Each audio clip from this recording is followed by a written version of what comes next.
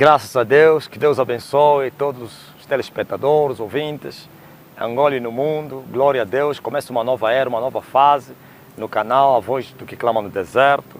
Bendito seja o nome do Senhor. A partir de agora as gravações vão se fazer não somente na igreja, mas também no monte.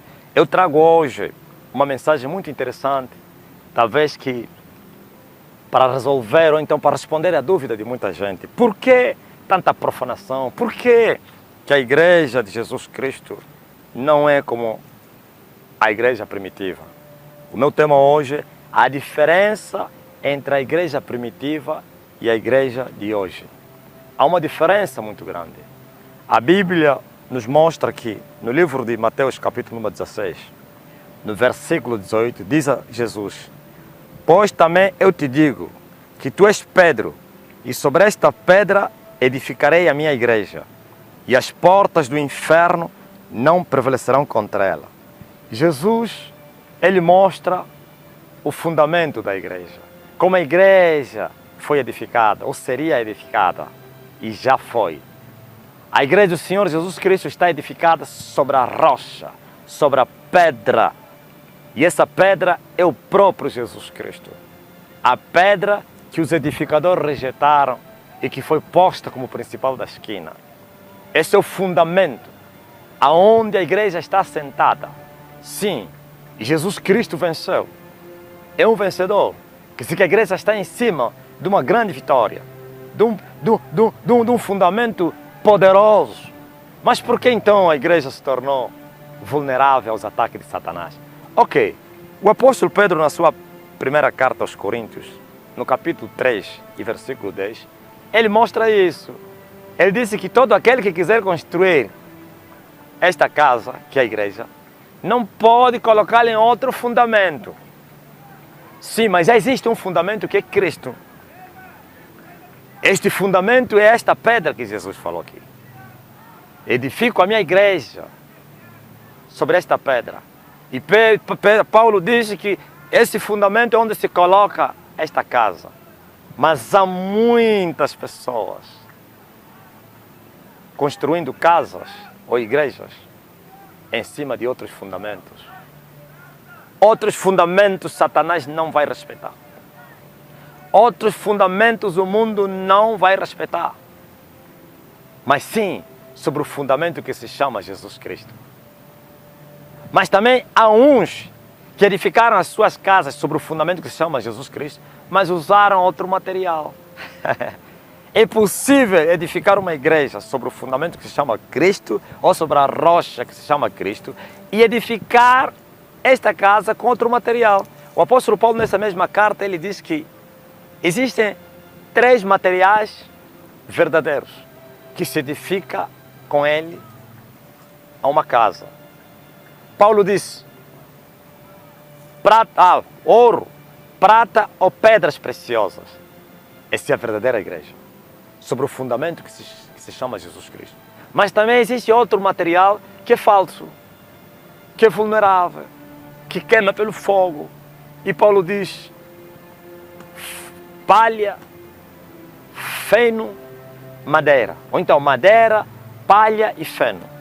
Olha os 3 materiais ruins e os 3 materiais puros. É possível você edificar a tua igreja sobre a rocha que se chama Jesus Cristo com esse material que queima com fogo. Paulo disse que a obra de cada um será provada pelo fogo. E o fogo prova a obra de cada um. Se for ouro, prata, pedras preciosas, vai ficar mais forte, vai brilhar. Mas se você edifica esta casa, que é a igreja, sobre a rocha que se chama Jesus Cristo, com material como madeira, palha, feno, vai queimar na mesma. Eu vou explicar o que significa isso.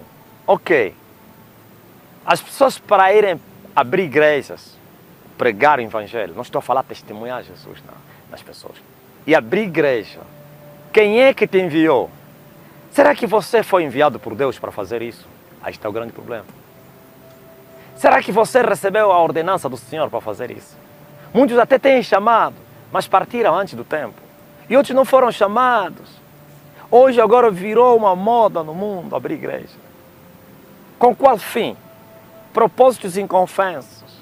Uns abrem igrejas para serem famosos, para terem dinheiro, como uma maneira de sobrevivência, para ter um salário, como um emprego. Não. A Bíblia diz que isso não depende daquele que quer nem daquele que corre, mas sim depende de Deus que se compadece. A Bíblia diz que nós temos que ser como Arão, que não se autodeclarou ele mesmo como sumo sacerdote, que não se intitulou, mas sim que foi escolhido, que foi enviado. Então, está aí a diferença. Ok, uns não foram enviados, nunca foram enviados, foram abrir igrejas.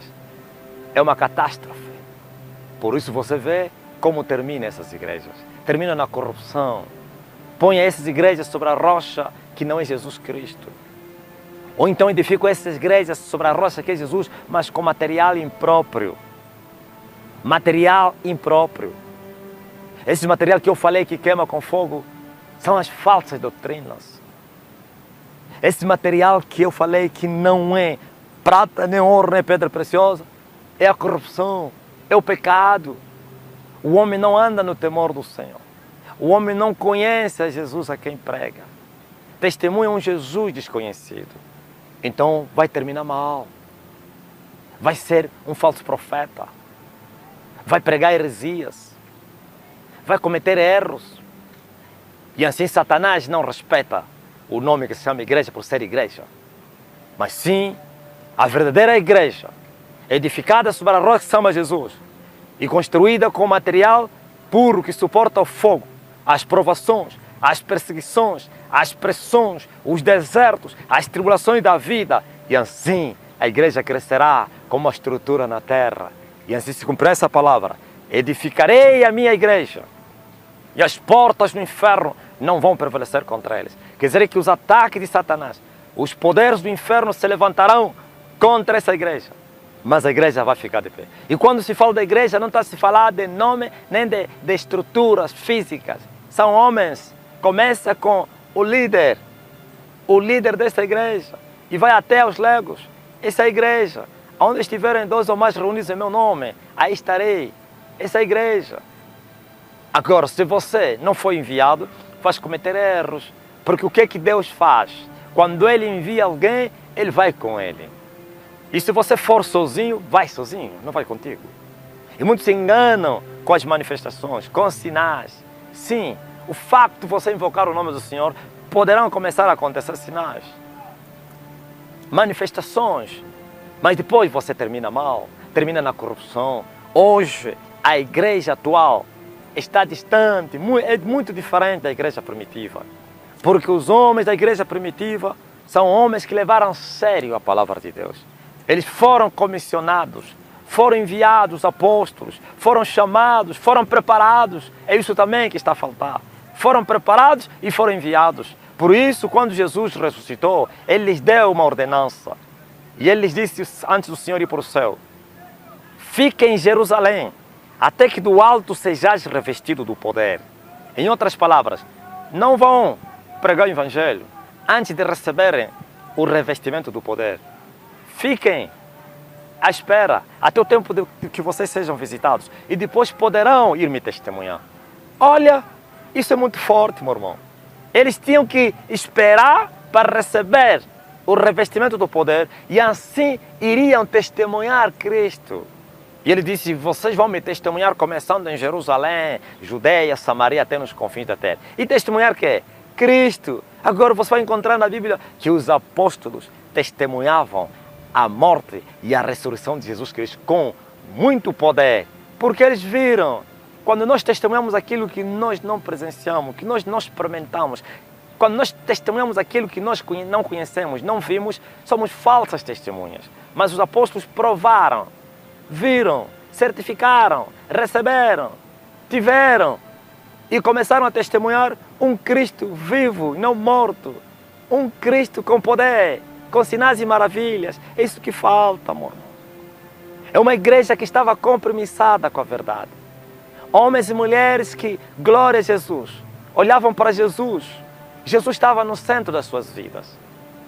E os pregadores do Evangelho da igreja primitiva, que eram os primeiros como os seus discípulos que seguiram mais tarde, não pregaram por interesses materiais.